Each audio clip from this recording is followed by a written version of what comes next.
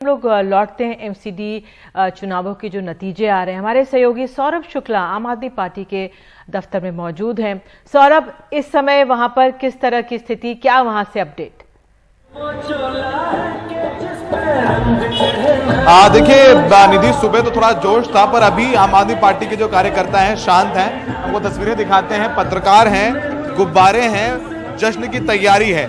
लेकिन लड़ाई इतनी नजदीकी है कि आम आदमी पार्टी वाले भी they are not speaking their neck out. वो बहुत ज्यादा आगे बढ़ चढ़ करके कुछ बोलना नहीं चाहते हैं। कटआउट्स लगे हुए हैं, धन्यवाद करते हुए केजरीवाल आपको नजर आएंगे, गुब्बारे बन गए हैं, मंच बन गया है, लेकिन अभी शांत हैं। आम आदमी पार्टी में दफ्तर में सौरभ भारद्वाज, आतिशी, दिलीप पांडे, दुर्गेश पाठक अंदर हैं, मॉनिटरिंग कर रहे हैं। अब निधि, एक बहुत अहम बात है कि हम लोग चर्चा कर रहे हैं कि आम आदमी पार्टी 150, 160, 180 का दावा था, लेकिन इतनी करीबी फाइट हो गई है। आप देखेंगे निधि, बड़ा दिलचस्प है कि विधानसभा चुनाव में आम आदमी पार्टी ने बहुत अच्छा किया क्योंकि मुस्लिम वोट्स का डिवीजन नहीं हुआ था। लेकिन अगर आप देखें इस बार चुनाव में, अभी जो काउंसलर्स के इलेक्शन है, एमसीडी इलेक्शंस हैं, कांग्रेस जो 10 से 11 सीटें जहां पर कांग्रेस लीड कर रही है, दो सीटें जीती भी हैं, ये सीटें मुस्लिम बहुल सीटें हैं। यानी जो मुस्लिम वोट था, जो पूरा एक तरफा आम आदमी पार्टी को मिला था विधानसभा में, वो डिवाइड हुआ है। जैसे ओखला की 2 सीटें हैं, जाकिर नगर है, अबू फजल है, दोनों में ही कांग्रेस के उम्मीदवार हैं, वो आगे हैं। उत्तर पूर्वी दिल्ली जहां दंगे हुए थे, वहां मुस्तफाबाद, शास्त्री पार्क में आम आदमी जो कांग्रेस के उम्मीदवार हैं वो बेहतर कर रहे हैं। तो इस बार मुस्लिम्स ने तय किया कि नहीं, वो कांग्रेस को भी वोट देंगे, क्योंकि उनको लगा कि ये गणेश लक्ष्मी की तस्वीर की बात कर रहे थे, जो हमारा इंटरैक्शन हुआ तो वोट डिवीजन हुआ, इसीलिए वो आम आदमी पार्टी को जो लैंडस्लाइड विक्ट्री थी वो होती हुई अभी नजर नहीं आ रही है। अभी जो रुझान है उसमें आम आदमी पार्टी आगे चल रही है। 126 सीटें चाहिए अगर अपना मेयर बनाना है, लेकिन उधर बीजेपी ये कह रही थी, लगातार उनके नेता ये कहते आए हैं कि अगर 100 से ऊपर मुस्लिम वोट्स का डिवाइड हुआ है। क्योंकि आपने गणेश लक्ष्मी की बात भी की, लेकिन जो दिल्ली में राइट्स हुए थे उसके बाद पहला ये निकाय चुनाव है जो हो रहा है, और जो आपका जो आंकलन है बिल्कुल वो साफ नजर आ रहा है। मैं अपने तमाम बता दूं, हमारे साथ कुछ और मेहमान भी जुड़ गए हैं। हमारे साथ कांग्रेस के प्रोफेसर, हमारे साथ संजीव झा आम आदमी विधायक हैं। संजीव जी हमारे साथ विधायक आम आदमी पार्टी के। संजीव जी बुराड़ी से विधायक हैं। लग रहा था 200 सीटों लाने का दावा था, 180 सीटों लाने का दावा था, पर अभी तो मतलब 140 भी नहीं पहुंचे, नजर नहीं आ रहे। 130 पे भी आप लोग ऊपर नीचे हो रहा है। देखिए, जीत होती है और दिल्ली की जनता ने जिम्मेदारी दी है। मुझे पूरा विश्वास है कि हमने जो वादे किए हैं वो 5 साल अब काम करने का है। हमारा मेयर बन रहा है। फिर भी 180 सीटों का दावा, संजीव जी सीधे 130, अभी भी जो है कंफर्म विक्ट्री नहीं है। नहीं, और बीजेपी जिस तरीके से, बीजेपी का इतिहास है और डिफेक्शन लॉ लागू नहीं होता है नगर निकाय चुनाव में, तो अब जोड़ तोड़ हो सकता है। क्योंकि बीजेपी बोल रही थी कि 100 के नीचे अगर ऊपर आए, हम 100 के आसपास रहे तो मेयर हमारा होगा। चिंता न करें, ये आम आदमी पार्टी क्रांतिकारियों की पार्टी है। आम आदमी पार्टी बिकने वालों की पार्टी नहीं है। रहा कि 180 तक नहीं पहुंचे, 150 नहीं पहुंचे। अब वो एनालिसिस बाद में करेंगे। जीत होती है, जीत को सेलिब्रेट कीजिए भाई, हमारा मेयर बन रहा है। और पिछली बार हम 30-40 पे थे, अब 126-27 पे आप कह रहे हैं कि क्या लगना है। एनालिसिस करेंगे, हमारा मेयर है, खुश होने का दिन है आज।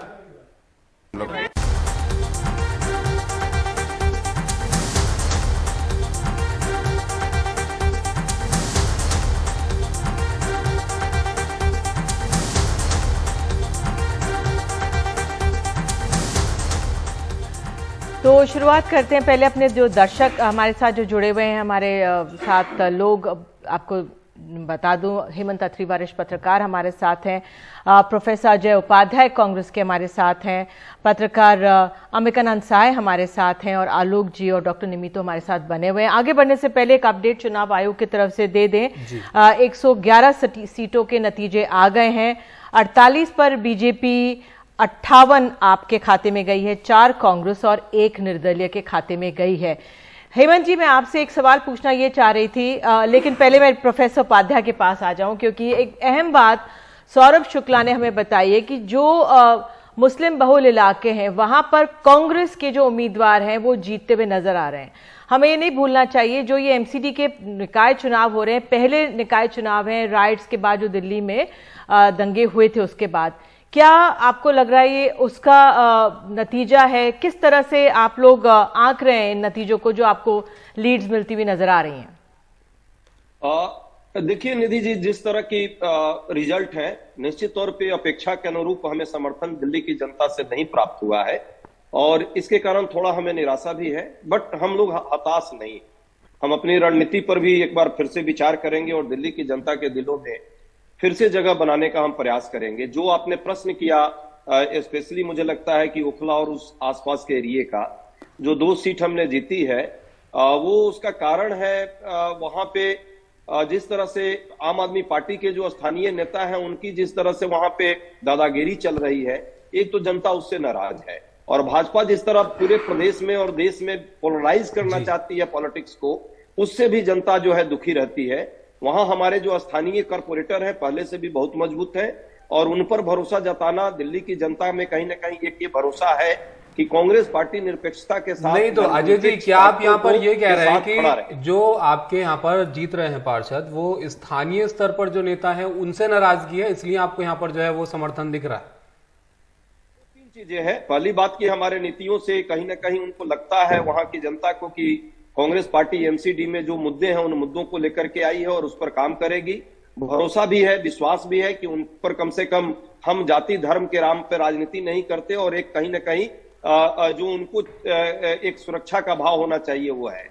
सामने जो कैंडिडेट है जो वहां के स्थानीय विधायक है, उनसे उनकी गुंडागर्दी से लोग परेशान हैं। ठीक है, हमेशा कहा जाता है जी उपाध्याय जी, हमेशा कहा जाता है कि जाति धर्म की बात नहीं करनी चाहिए, लेकिन ये कड़वी हकीकत है हमारे सामने।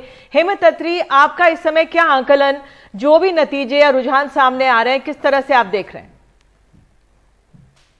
देखिए निधि जी, एक बात तो बड़ी साफ है कि इस चुनाव में जो अपेक्षा जो आम आदमी पार्टी को थी कि स्वीपिंग मेजोरिटी की, उस तरह की स्थिति तो नहीं है। लेकिन कुल मिलाकर के ये है कि जीत होती है। 125 से ऊपर उनका बहुत आसानी से चले जाएंगे, मुझे ऐसा लगता है। और अब आम आदमी पार्टी की चुनौतियां भी बढ़ जाएंगी दिल्ली में। देखिए अब तक क्या हो रहा था, दिल्ली में पावर के 3 सेंटर्स रहते थे, एक स्टेट गवर्नमेंट, एमसीडी और यूनियन गवर्नमेंट, और इनके अंदर जो शक्तियों का है वो बंटवारा साफ साफ है। अभी तक आम आदमी पार्टी क्या थी कि कोई भी बात आए, चाहे वो सफाई की बात आए, चाहे वो फुटपाथ की बात आए, चाहे स्ट्रीट लाइट्स की बात आए, चाहे छोटी सड़कों की बात आए, और छोटे हॉस्पिटल्स की बात आए, प्राइमरी स्कूलों की बात आए, तो एक दूसरे के ऊपर दोषारोपण रहता था कि बीजेपी नहीं कर रही है, आम आदमी पार्टी नहीं कर रही है। अब कम से कम दिल्ली सरकार में, दिल्ली स्टेट के तौर पे गवर्नेंस में अब आम आदमी पार्टी के लिए चुनौतियां इस तरीके से बढ़ जाएंगी, क्योंकि अब उनको कंक्रीट डिलीवरी देनी पड़ेगी। सबसे इंपॉर्टेंट बात यह है, क्योंकि शक्तियों का जो बंटवारा जिस तरीके का है, दिल्ली का जो एमसीडी है वो देश की और दुनिया की सबसे बड़ी एमसीडी में से है, और इसके पास काफी बजट रहता है। और सबसे बड़ी बात यह है कि जो आज बीजेपी को दिल्ली में तमाम ताकत झोंकने के बाद भी जी जो हार का मुंह देखना पड़ा है, क्योंकि 15 साल से सत्ता उनके पास थी, तो कहीं ना कहीं बीजेपी को भी यह अवसर मिलेगा कि लोकल लीडरशिप कहीं ना कहीं डेवलप करनी पड़ेगी दिल्ली के अंदर। जब से मदन लाल खुराना गए, दिल्ली में कोई एक बीजेपी का लीडर सिंगल है नहीं उस तरीके से, जो संकट कांग्रेस के साथ भी। आम आदमी पार्टी के साथ फायदा यह है कि उनके एक नेता है अरविंद केजरीवाल, और वो सब जगह एविडेंट है वो। चलिए, तो उनके एक नेता जो है उनको लेकर वो आगे बढ़ते हैं। लेकिन अंबिका जी, इस पर मैं आपसे जवाब चाहूंगा यहाँ पर, क्योंकि देखिए मुकाबला यहाँ पर बीजेपी और आम आदमी पार्टी के बीच सामने सीधा नजर आ रहा था, लेकिन इसको आप क्या कहेंगे? क्यों बीजेपी भी बहुत खराब नहीं कर रही है, अगर उनके नतीजे आप यहाँ पर देखेंगे। अगर आम आदमी पार्टी बहुत अच्छा कर रही है तो नंबर में फर्क होना चाहिए था बहुत ज्यादा। तो क्या अभी भी कांग्रेस के वोट बैंक को लेकर आम आदमी पार्टी की जो है वो सियासत यहाँ पर खड़ी है कि अगर वो थोड़ा अच्छा करेंगे तो इनके नंबर यहाँ पर कम रह जाएंगे?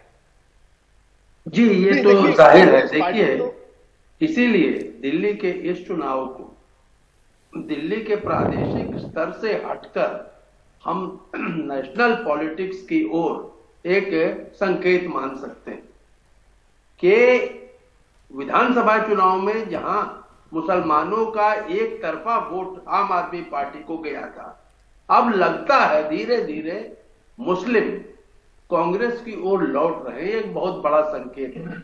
अब आइए भारतीय जनता पार्टी, वहां भारतीय जनता पार्टी के दफ्तर में दिल्ली में तो जश्न का माहौल है। तो मुझे आश्चर्य हुआ, भाई ऐसा माहौल क्यों है? तो पता चला उन्होंने पोलस्टर्स को हरा दिया है, आम आदमी पार्टी को नहीं हरा पाए। यह भी विचित्र स्थिति है।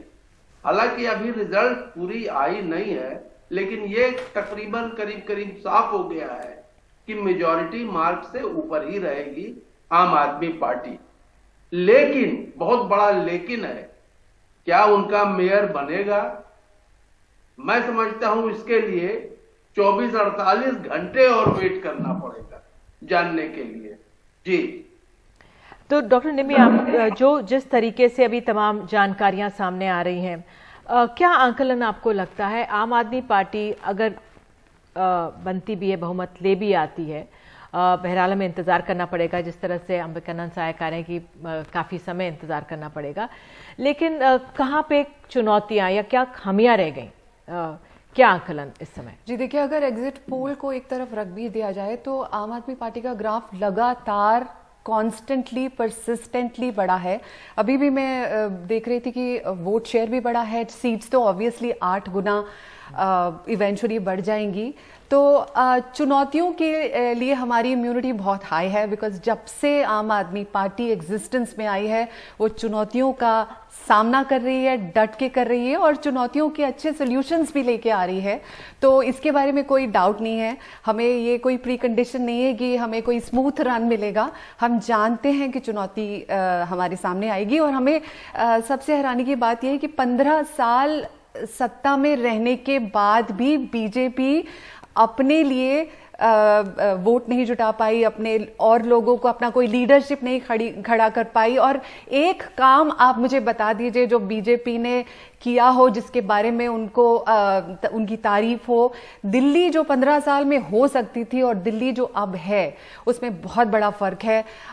It's very disappointing to see the kind of governance BJP ने एमसीडी में पिछले 15 साल में की है और हम उस मॉडल को चेंज करेंगे। आलोक जी बताइए इस पर। आप एमसीडी के चुनाव हम देख रहे थे, जब प्रचार चल रहा था तो आपके केंद्रीय मंत्री, मुख्यमंत्री, तमाम बड़े नेता वहां पर प्रचार कर रहे थे। उसके बावजूद अगर आपके नंबर्स जो हैं वो यहाँ पर बहुमत के जो आंकड़ा है उसको पार नहीं करते हैं, तो इसको आप थोड़ा चिंताजनक तो बताएंगे, क्योंकि आपके बड़े बड़े लीडर्स जो है यहाँ पर मैदान में थे। ये कहाँ की गारंटी है कि बड़े लीडर जाएंगे तो हम जीत जाएंगे? अरे हमारे आर्सेनल में जितने भी अस्त्र हम सबका इस्तेमाल किए, तो वो भी एक हमारे मंत्री हैं। पहले वो कार्यकर्ता हैं, बाद में वो मंत्री हैं। पहले वो कार्यकर्ता हैं, बाद में एमपी हैं। कल हो सकता है उनको टिकट ना मिले तो फिर वो कार्यकर्ता की तरह घूमेंगे। तो ऐसी कोई बात नहीं है। जब आप लड़ाई लड़ते हैं तो आप अपना सारा जितना आपका अस्त्र सबका इस्तेमाल करते हैं। हमने किया, लेकिन जो केजरीवाल जी बोल रहे थे वो तो हर जगह लिखित दे देते हैं, भविष्यवाणी कर देते हैं। आपके इन अस्त्रों को लेकर के पार आपके इन आपके ये सवाल मैंने इसलिए आपसे पूछा कि आपके इस प्रचार को लेकर आम आदमी पार्टी का ये कहना था कि आप इतने बड़े लोगों को इसलिए ला रहे हैं क्योंकि आप मुद्दों पर बात नहीं करना चाह रहे हैं एमसीडी के। किसने कहा हमने मुद्दों की बात नहीं की? बगैर मुद्दा के इतना सीट आ रहा है। We are almost neck to neck, 10-20 seat का अंतर होगा। तो अगर हम काम नहीं किए होते, किसने लैंडफिल साइट को घटाया है 70 मीटर तक? किसने गरीबों को मकान बना के दिया है? इन्होंने दिया है। दारू की नदियां बहा दी। इतना अच्छा पॉलिसी लेके आई थी डॉक्टर निमी, तो क्यों उसको यू टर्न कर दी तुरंत? It was a good policy, why did she take a U turn? और फिर जो उन्होंने कहा था कि नहीं, एक मिनट, लेट मी स्पीक, पराली हम पंजाब दे दो, हम पराली की समस्या खत्म कर देंगे। Even today the AQ is more than 350, which is dangerous for health. लेकिन आलोक जी, अभी अखबार में एक खबर छपी थी कि पराली इस बार समस्या कम है, दिल्ली में हवा भी इन दिनों ठीक चल रही है। तो बहरहाल धन्यवाद। चल रही है जी। कल एनजीटी ने, मैडम आपको गलत इन्फॉर्मेशन, कल एनजीटी ने सारे कंस्ट्रक्शन एक्टिविटी पर रोक लगा दी है because you being very high. ठीक है, बहुत बहुत अच्छी बात है। अगर ये है अंत में हेमंत अत्री, जो ये जंग चल रही है, इसका जो अंबिकानंद साय ने भी इंडिकेशन दिया, क्या असर इसका राजनीति पर देश की? देखिए निधि जी, दिल्ली नगर निगम का चुनाव जो है वो अभी 1.5 साल लोकसभा के चुनाव के अंदर बाकी है। और इस देश में तो आप देखिए नैरेटिव एक पल लगता है चेंज होने में। पिछली बार का जो अगर लोकसभा चुनाव का देखेंगे, क्योंकि लोकसभा पे इंपैक्ट पूछेंगे नेचुरली आप, अभी दिल्ली में स्थिति है कि 7 सीटें हैं लोकसभा की, 7 की 7 कांग्रेस अपने बीजेपी के पास है। और पिछली बार भी जब चुनाव से पहले का देखेंगे आप, ऑल ऑफ ए सडन एक बालाकोट की घटना ने पूरे देश का नैरेटिव बदल दिया। तो इस देश के अंदर जहां तक नेशनल चुनाव की बात है, वहां पर कब किस बात पर मूड बदल जाए, राष्ट्रवाद कोई बात आ जाए, कोई और धर्म की कोई बात आ जाए, और यहाँ के लोगों की मेमोरी निधि जी बहुत छोटी है। हम आज की बात को परसों भूल जाते हैं। अभी तो 1.5 साल बाकी है। मुझे एनडीटीवी के आप दोनों एंकर से कहना है, अभी इसके पहले संकेत उपाध्याय जी कर रहे थे और अदिति थी शायद, आपके एक रिपोर्टर ने कहा कि अगर 5-10 सीट कम होगा तो बीजेपी फॉर्म कर लेगी गवर्नमेंट, दूसरे की गवर्नमेंट नहीं बनेगी। How dare he say that on a national television? ऐसा ही होता आया है। I may sue him for contempt of this. इस तरीके की बातें नहीं कहना चाहिए। हम लोग कभी ऑपरेशन लोटस नहीं करते हैं। राष्ट्र प्रेम में, मुंह से कह रहे हैं, एक मिनट, राष्ट्र प्रेम में, देशभक्ति के धुन में लोग हमारे पास आ जाते हैं। प्रोफेसर उपाध्याय कुछ कहना चाह रहे हैं। प्रोफेसर उपाध्याय कह दीजिए, फिर मुझे ब्रेक लेना है। मुझे प्रवीण कह रहे हैं ब्रेक लेने के लिए लगातार। जी, बड़ी राष्ट्र प्रेम की धुन है। सरकार बदल देना, जनता के प्रेम को भुला देना और खरीद लेना, ये इनका राष्ट्रभक्ति है। कल कोई बात नहीं। दो एक मुद्दे हैं। आलोक जी, आलोक रुक जाइए, फिर खिलाने वाला चैनल नहीं है। निधि जी के प्रोग्राम में आज हारे हुए हैं। जनता से कम वो मांगिए कि जनता के सामने आपने क्या गलत काम किया जिसके कारण इतनी बुरी हार हो रही है। 3 बार से आपकी सरकार थी और आप सारे लोगों ने जो है आम आदमी पार्टी को जरूर समर्थन मिला है, लेकिन आम आदमी खरीद के दिखाइए। चलिए पहले नतीजों की बात कर लेते हैं। ये सब बातें अभी रहने देते हैं यहाँ पर। वाले नहीं हैं। चलिए आलोक जी अभी नतीजों में ही थोड़ा वक्त है सर, उस पर थोड़ा तय हो जाने दीजिए कि एमसीडी में क्या होता है। चलिए जनता का जो भी नतीजा बहुत शुक्रिया आप लोगों का। एक छोटे से ब्रेक ले।